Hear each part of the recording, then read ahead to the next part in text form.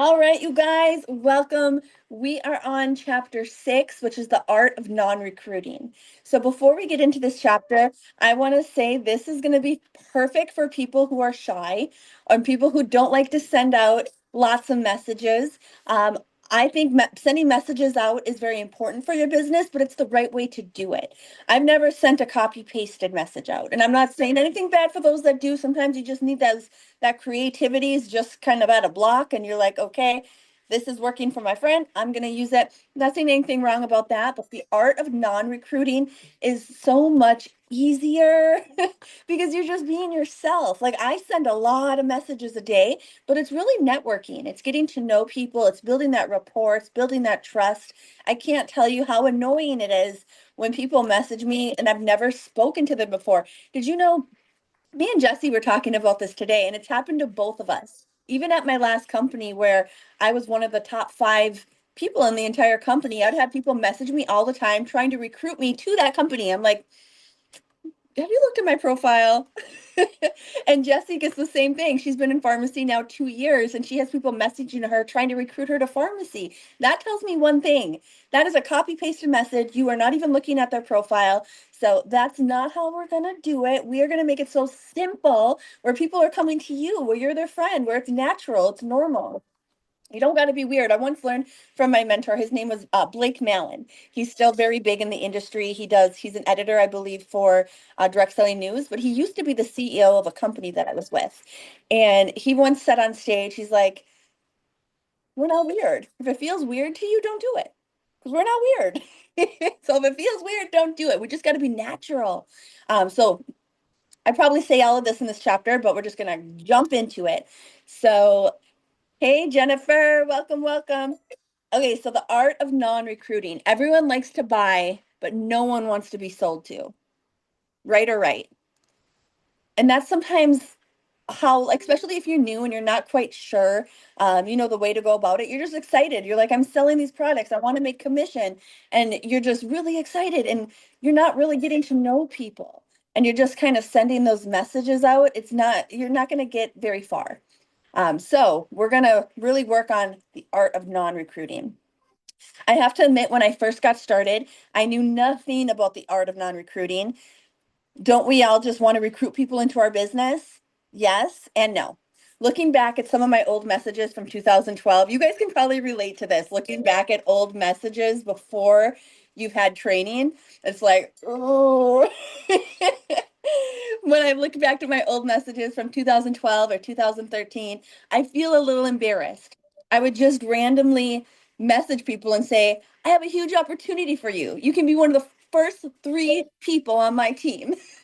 I'm looking for 3 bright individuals. Imagine if we got that message. Imagine if we sent a message like that out, you guys.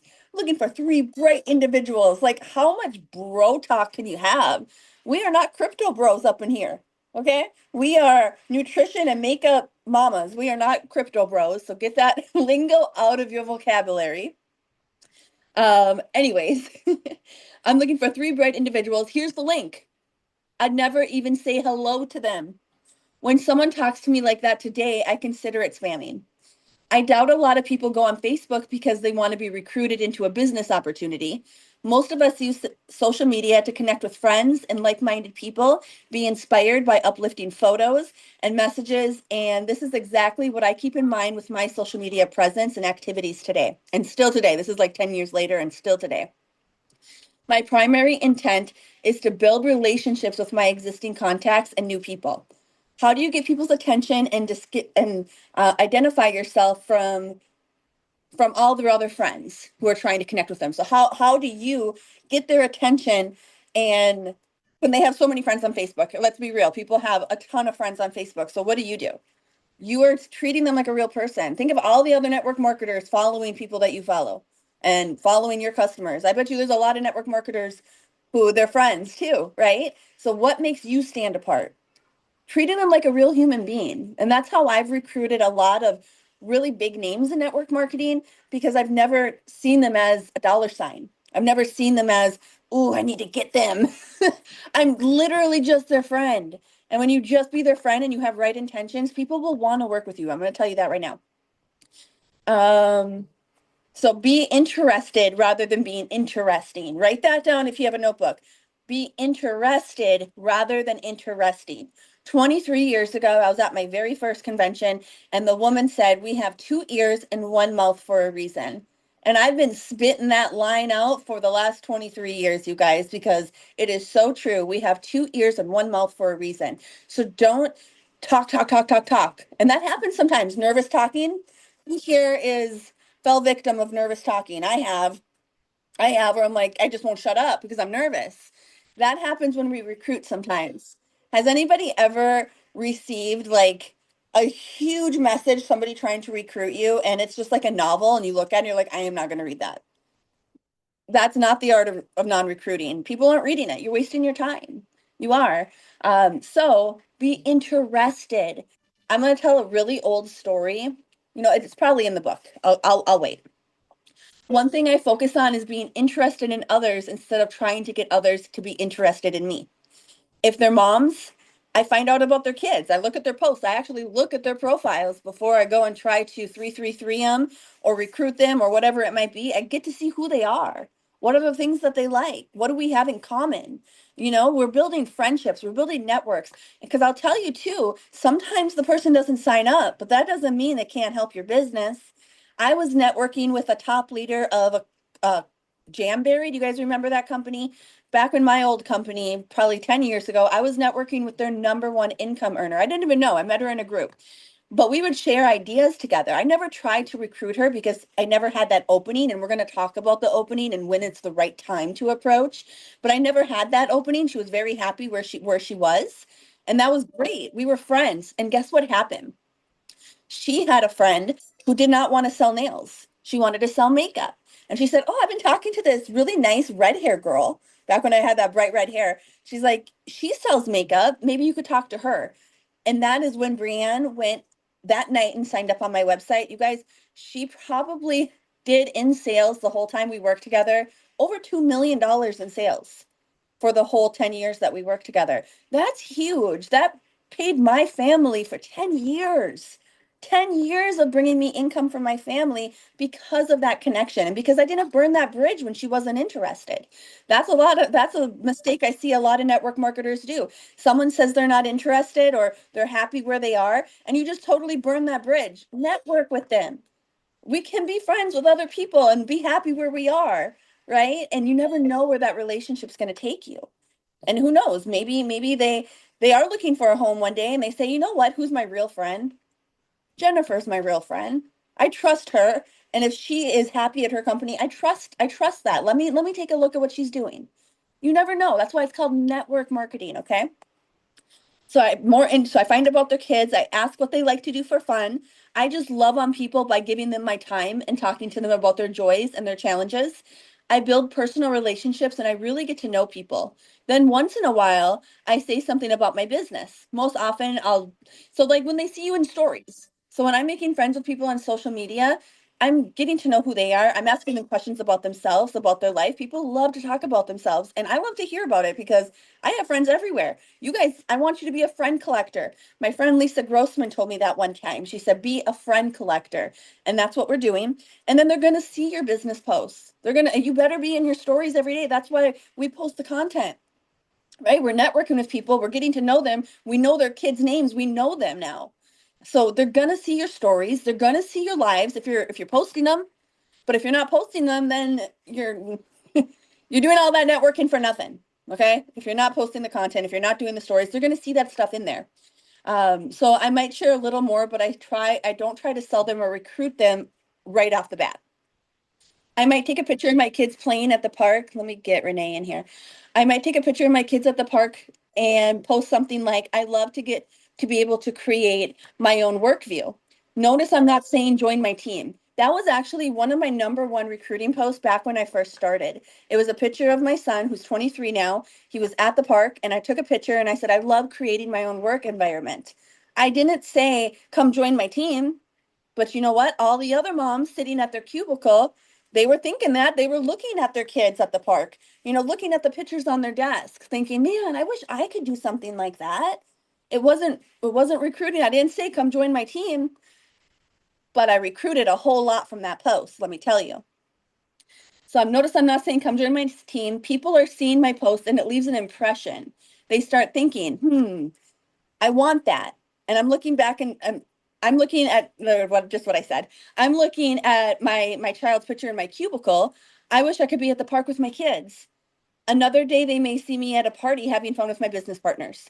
We now have a relationship that's starting to build, and they keep seeing things that they like and they want, and eventually they reach out to me and ask me what I do. Now, I don't know if I'm going to say this in these chapters. It might be something I've learned since I've written this book. I'm not sure. But I do want to put on here that when you're talking to people and building those real relationships, and remember, 2 ears, 1 mouth for a reason, you're listening, you're asking questions with purpose. Most of the time, people are going to tell you problems. It's human nature to talk of problems.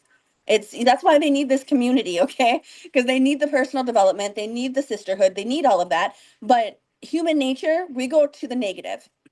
It's just how we are. So they're going to tell you problems in your life that your products can fix. So maybe I'm talking to a woman and she's like, man, I gained 10 pounds during Christmas. I just can't get it off. That's when I'd say, this might not be for you. I think you look great, but I lost 60 pounds on our NutriPlus products. I love them. Have you ever thought of trying them? Then be quiet. Be quiet, be quiet. Remember this in your head. Tell this in trainings that you do. Carry this on. I learned it from one of my old mentors, Silver Fisher. He said, be quiet. The first one to talk loses. Let her respond. That's the 2 ears, 1 mouth for a reason. Okay. So I'll say, have you ever thought of doing this? Don't go in like, we make a 50% commission. Oh, we have 500 SKU. Like, too much. Too much. Have you ever thought about doing this? Silence. Okay. No talking. Let her respond. But they do, or they might say, man, this is actual real story that happened to me in my old company when I was new. It was a woman. I network in groups that I have interest in. Can I make a side note too? Because I had a coaching call today and this came up, and I think it's a really good point to make. So when I was having the coaching call, this girl first, she's going to do so good. I'm so excited for her. But she was networking in groups for that, like, were geared towards health issues. And that's great. You can inspire those women. You can make them feel amazing with skincare and makeup. Like you can be a light in their life, but that's probably not the best place to find business partners because they're in those groups looking for healing, looking to match energy with somebody, and maybe it's not so much so positive. Like I'm in some autism mom groups, and there's a lot of women like, I can't have a business because my son, I can't. I'm like, you can though. I do it. You can. So I'm looking for more positive go-getters, right? And I'd hope that doesn't come off as insensitive because she can still be there to inspire. But I want you in groups of things of hobbies, not just like medical stuff, not just no, like who are you? What do you love? Do you love baking sourdough bread? Go join a group. Do you love horses? Go join a group on horses. Go join groups on things that you love where you can have positive conversations. Because when you're talking to someone and you're having a conversation, and let's say, like my son was born with a disability, bladder exstrophy. Let's say I'm meeting somebody in a bladder exstrophy group and I'm talking to them and we're talking about our child's bladder issues. How do you really turn that around into something that like is a like you're setting yourself up for it to be harder, if that makes sense. So if I go into a group about horses and I love horses, I can have a really upbeat conversation. I can talk like, oh, you have a horse, what's her name? Like we can have a more, it's going to be easy for us to go into either the product or the opportunity eventually when it's a conversation like that, if that makes sense. Okay, apply the power and ease of attraction marketing. This approach has been working amazingly well for selling my products, and now it's going on like 15 years and it's still working, you guys. In fact, I don't even have to try to sell products. I just share it and let people make a decision for themselves. It makes my job easy and fun, and sometimes and anything and something everybody can do. Oh my gosh, I can't read my words tonight. So no need to be a salesperson. It's like when you see a movie and you go tell your friends. So like let's say you go to a new restaurant and it's amazing and they have the best spaghetti bolognese that you have ever had in your life. And you go and tell your friends like, "Oh my gosh, it tastes just like UK spaghetti bolognese. It's so good. You need to go here." You see, you are selling. You're selling right there. Or let's say you go and you get I don't even know anything that's cool anymore. You go get some those UGG sneakers. My niece, who is 13, wanted some for Christmas, and I liked them. I'm like, okay, well, she's cool, and Will got me some. So then you say you go get those UGG sneakers, okay? And you go tell your friends, guess what? You are selling UGGs because you're just sharing. You're excited about something. That's how it should come off in your business, okay? Um, so I'm going to let Chardine in. This approach has been working well for me, and it's like I don't even have to sell anything. It makes, okay, so you should see it. Less is more. You don't have to, blah, blah, blah, blah, blah. That was a really good movie. You don't have to add, you should go see it. Less is more. So you should be like, that was a really good movie. So you don't have to over talk. That's really what I'm getting to at that point. So many times we over talk, and it scares people away. I'm going to tell you, they're going to be like, oh my gosh, that's a lot of words. It's going to scare them away. So as I'm building each relationship, I'm also listening. This is key. You're not building a relationship just to chit chat or have fun on Facebook. So yes, we want to get to know them. We want to build that relationship, but sometimes it can just keep going and going and going. It's like, okay, where do I insert the recruiting? Where do like I'm doing this as a business. I'm not just doing this just to make friends. Yes, that's an added benefit, but I need to make some money too. I'm doing business right now. So when does that happen, right? Because sometimes it just you never know, and then it just keeps going around and around and you don't get nowhere. So you have a business mind in the back of your head. In the meantime, you want to be there for people, even if they don't order or sign up. Some of my best referrals have come from people I built relationships with who aren't even customers of mine. They might say, I don't really wear mascara, but I'm going to send you to one of my friends that does. And then I talked about Bree. One of my biggest business partners came from a referral. So don't write people off if they're not interested. Still keep building that relationship. Just don't spend a lot of time if it's not going anywhere. But that's why I like to ask questions.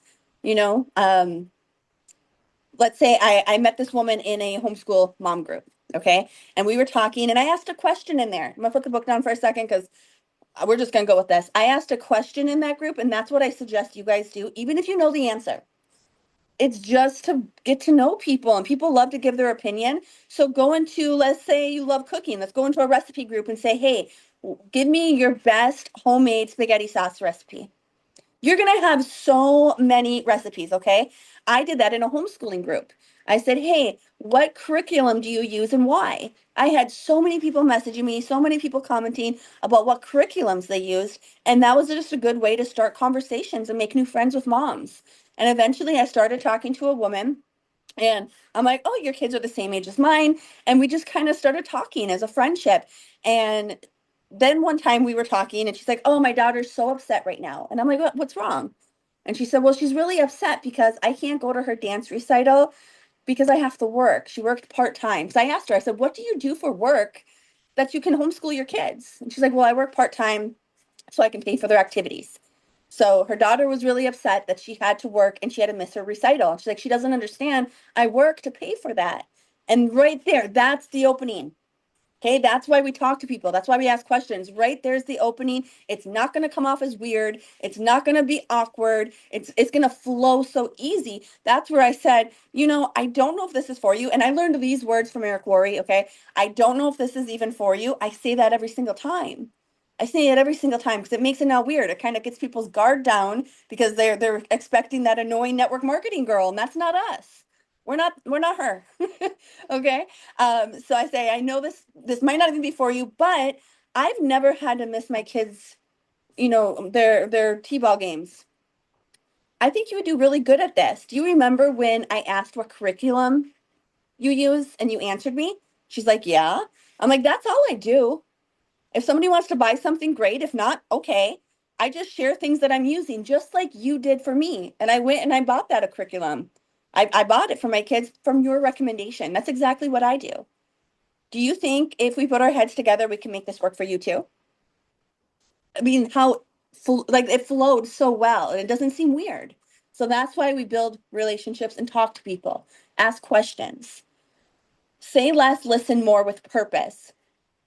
Back to the listening aspect. When I have conversations with people, I listen with purpose. I might be talking to a mom who's telling me about her kids, and she said she's bummed out about having to miss a dance recital. That is an actual story that happened to me. Okay, we'll skip that part. We talked about it. Now, there are certain aspects of selling and recruiting I want you to learn about eventually, which is how to invite, how to present, how to overcome objections, how to close a sale. I teach on all those skills to my team. As a business person, you want to understand more than just one way of selling. However, I practice mainly attraction marketing because it works for me. In the beginning, it didn't work as well because I didn't have any influence. So maybe this is where you are now, or maybe some of your team members. Maybe you don't have the influence yet.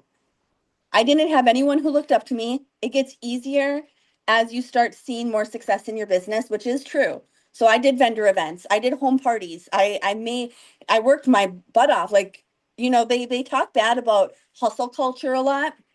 I heard Jesse Lee talking about this once. They talk bad about hustle culture, but honestly, if I did not hustle in the beginning and meet people, go to gyms. I went to gyms and set up my booth. I sold weight loss products. Hello, we have NutriPlus.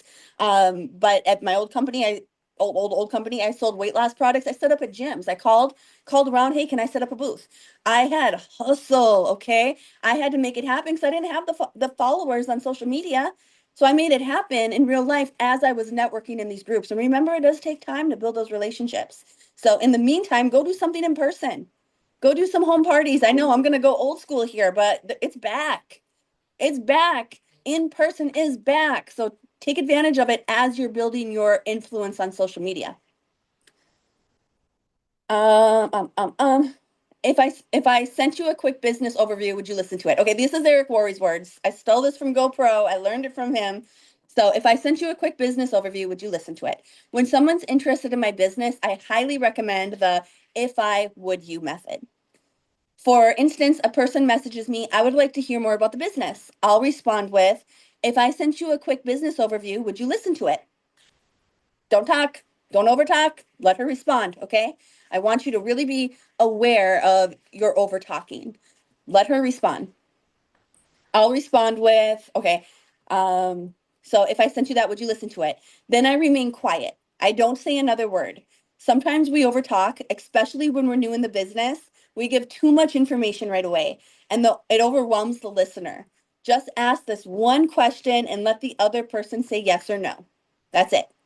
Usually they'll answer yes. And then I say, when would you be able to listen to it? Be quiet. Don't say another word. When she gives me a time, I say, great, I'm gonna follow up with you after that. Then I'll send her whatever business overview you have. Like I said on here, it could be a form of a sizzle call that I recorded on SoundCloud.com. This is an old book. I am not on SoundCloud.com, but it can be a quick reel that you did, 5 reasons you love pharmacy. It could be an opportunity call that you and your team did, or maybe your leader did, that you can share a replay. It can be a phone call. It can be whatever. It doesn't matter what it is. It doesn't matter what the tool is. Just send the tool. Don't try to talk it and explain it to yourself. It can be the 10 reasons pharmacy. We have it on our team website, teamsparkletraining.com, under comp plan. Tiffany, she created it. Shout out to Tiffany. Thank you so much for that. She has it on her website too if you're on Tiffany's team. That could be a tool. Okay? Doesn't matter what the tool is. So you can use anything from a video to a call to a recorded opportunity webinar. It's so dated. Whatever your upline or company has available. You should even record your own 5-minute sizzle call. That's what we used to call them back in the day. Opportunity calls, we'd call them sizzle calls. But SoundCloud works really well for my team and me. Do a reel. Don't do SoundCloud. Don't listen to that. It's inexpensive and super simple. Your prospect calls in, and here's a few key points about the business with lots of excitement sprinkled in. Then I make sure to follow up. This is where most people fail, okay? This is where most people fall short. They're scared to follow up. They're scared to, after they already sent the opportunity video or whatever it is, they're scared to message them after. So why did you give them the link if you were not going to follow up with them in the first place? You better be following up. They're expecting it. You said you would. So now you have to. They're expecting it. It's not weird. So when I follow up, I simply say, did you have a chance to listen to that link I sent you? Again, don't overtalk. Then I'm quiet again. I let them say yes or no. If they say no, I say that's fine. Life is so busy. Life be lifing. I get it. I have 3 kids. When would you get when would you get a chance to? When would you have time to? Maybe she says, when the kids go to bed. I say, okay. I'll follow up with her again. I'll keep following up with her until I'll just keep following up. And it's not weird because I'm telling her I would. She's expecting it. Okay.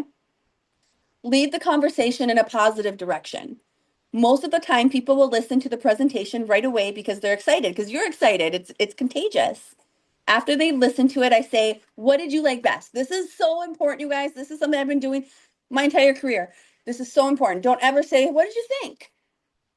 Don't say that because you're setting yourself up to maybe put yourself in a hole that you just don't know how to dig yourself out of. You know, they might say, oh, I really liked it, but I'm not a salesperson. And I don't have money to sign up and blah, blah, blah, blah, blah, blah. How you talk yourself, where do you go from there? You know what I mean? So make it a positive thing. You're making it so much easier for yourself. This is the anxiety girl way of recruiting. Okay. If you have anxiety and you're scared of what they're going to say back, we're going to make sure it's something good. You don't got to be anxious. Okay. So instead, I say, what did you like best? And I wait. I ask the question that's going to bring out a positive answer. What did you find most, it can also be what you find most interesting? Where do you see yourself with this? Like things that are going to bring a positive answer. I always go, what did you like best? It's been the same line all these years and it's worked for me. You want to make sure they're not going into a negative direction. You don't want them to start the conversation with, I don't like that you have to pay $99 to join. How do you come back from that negative right away? So you want to lead the conversation. I do this by asking questions that only have positive answers. If you say, yeah, if you say, what did you like best? They might say something like, I really like that there's no monthly fees to sell or whatever it might be, right? I really like that we get 50% off. That's really cool.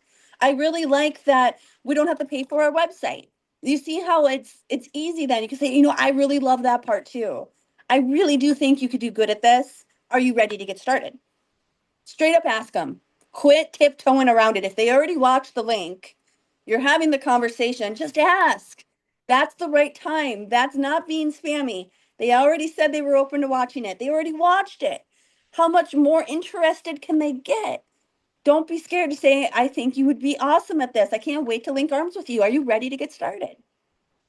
Then be quiet. I know that's the scary part. Be quiet and wait for the response. Then you say, I really like that too. I'm in love with this company and I think it would be a really nice fit for you. Are you ready to get started? Then I'm quiet again. I don't overtalk. Again, many network marketers tend to puke up words all over people. That used to be me until I realized it doesn't work. Now I say the least amount possible and I let the tools work for me. I try not to talk at all hardly. I want them to watch a video. I want them to go to a website. I want them to go watch one of my makeup reels. Like I want those tools to work for me. I don't want to talk a whole lot. I talk very little. I listen a lot. Let the tools work for you. You can use tools like Networking Times magazine. This book was published by Networking Times.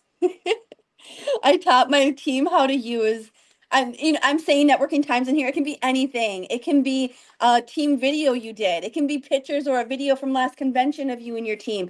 It can be a team call that you did. It can be anything. The tool doesn't matter. Okay.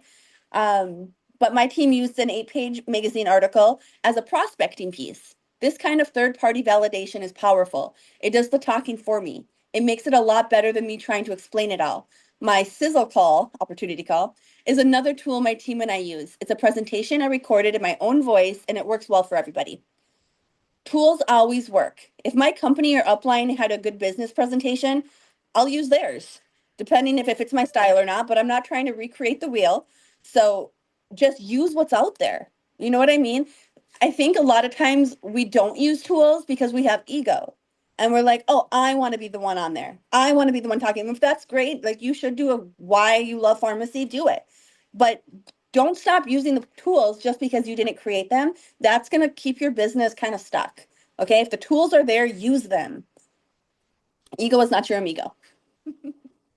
Okay. Tools always work. And if somebody doesn't have a tool, you go create one. That's what, with our team, when we came to pharmacy, there really wasn't any tools at all. We made all of them. We made them. And I know the leaders who are OG, who've been here before me, they made their own tools for their team. So if something's not there, you just create it. One thing that I learned is the company's only responsibility is to pay commission and to send out product. Everything else is up to us. So if there's a tool that's missing, get with your upline and create it. You guys, it's up to us. If you're building your own team and marketing approach, blah, blah, blah, the company's only, oh my gosh, so can you tell? I wrote it. My next thing I say, the company's only responsibility is to pay commission on time and make sure the products are delivered as promised. As a leader, you're responsible for creating your own team culture. You can come up with your own marketing tools as long as they're within the company guidelines. Handle objections with personal stories. And before we talk about objections, I want you to know it's not personal. This is something that really helped me in my career because it would be horrible when I'd be so scared of someone saying no. I'd be so scared of looking foolish. I was so scared of rejection. And I think a lot of people are. But then I realized it's not a personal thing. Okay.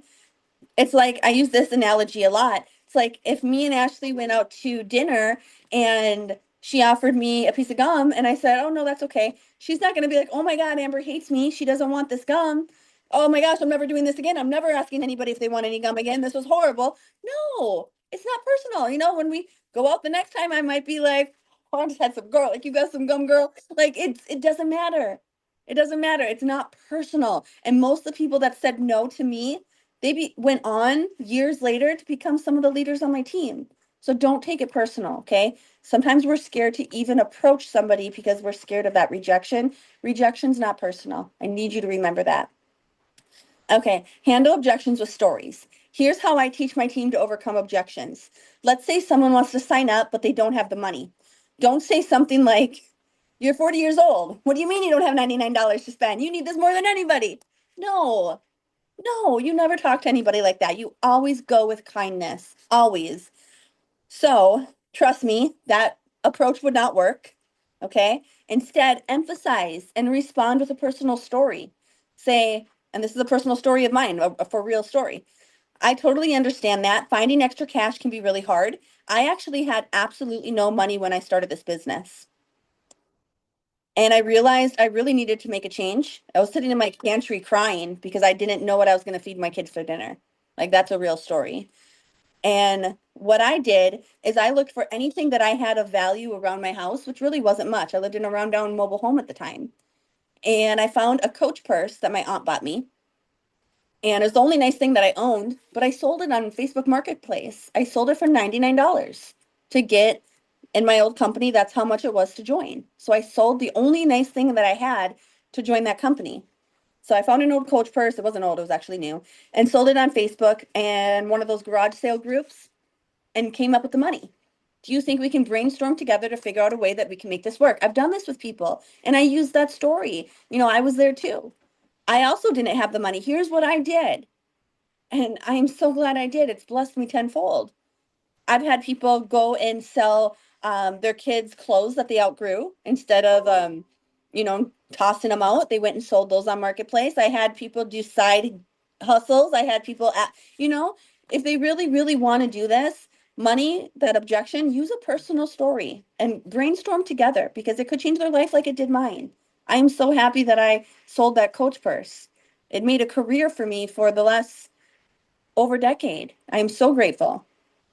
So giving a personal story shows that you can relate to how the other person's feeling, and you ask them if they're willing to brainstorm to try to make it work. Their answer will show you if their objection is simply an excuse or not, or if it's actually a real obstacle that they want to overcome. Offering to help find a solution allows you to weed out those who are ready from those who really don't want to do it and they just want to they want to let you down a little easy. So that question is really good at just figuring out who's actually really wanting this too. Another common objection is, "I don't have the time."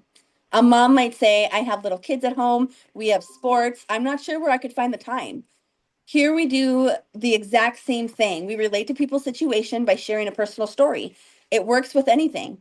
With this time, my objection, I would say, "I totally understand that. I homeschool my 3 little boys. It's crazy around here. What I found is that you can build this business around your life. I set my kids up with their schoolwork, and then I put my computer right next to them, and we work together.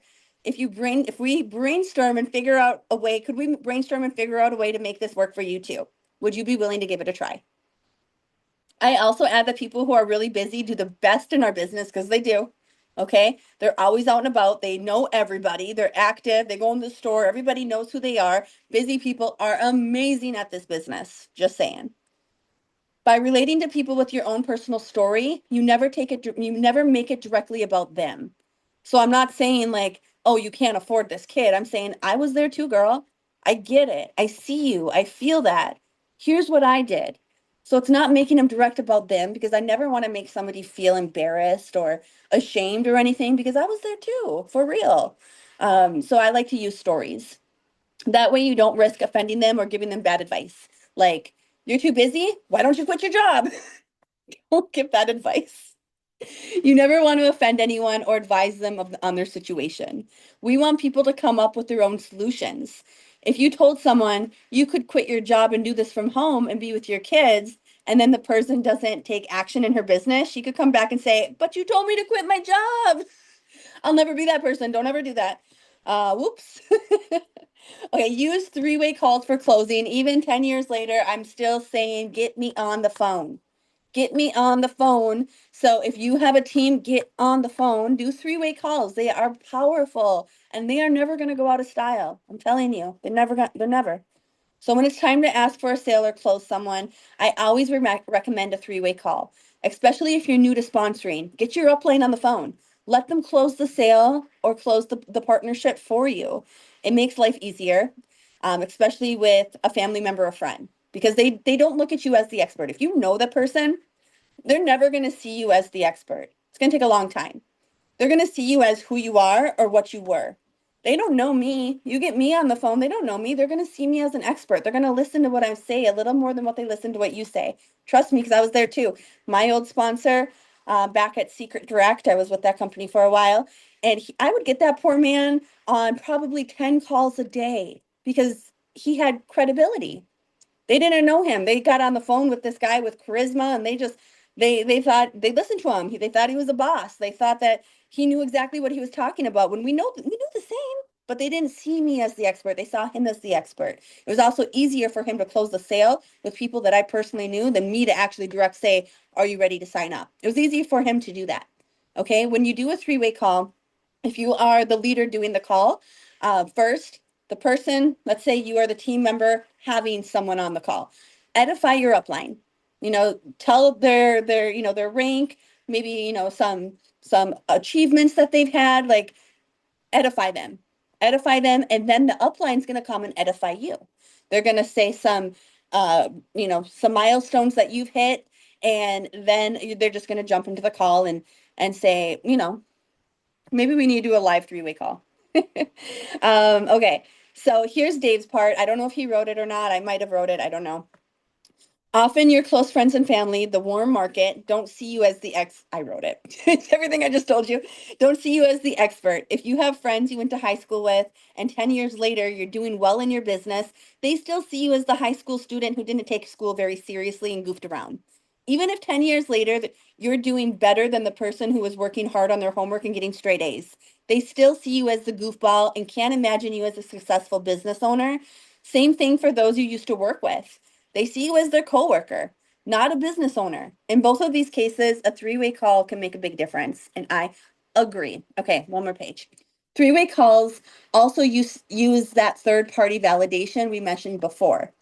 Here's how it works. When you call your upline for a three-way call, first edify them. Let's say Dave is on my team and his cousin wants to join his business. Dave says, I have my upline Amber on the phone. She's an absolute rock star in our company. She's reached the top rank. She's doing great things. And I'm super excited she was able to take a few minutes to talk to us. Then he goes quiet. He can actually mute his phone at this point.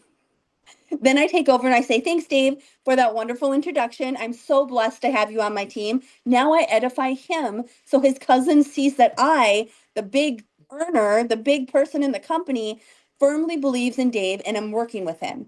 Then I simply ask the new person, what have you heard so far about our company? After he answers my question, I ask, tell me a little bit about yourself. We talk for a little bit so I can hear about his current situation and what his goals are. Then I say, sounds like you could be a really good fit. Are you ready to get started? I say that every time, you guys. It's, that TikTok, the come on, Superman, say your stupid line. That's mine. Are you ready to get started?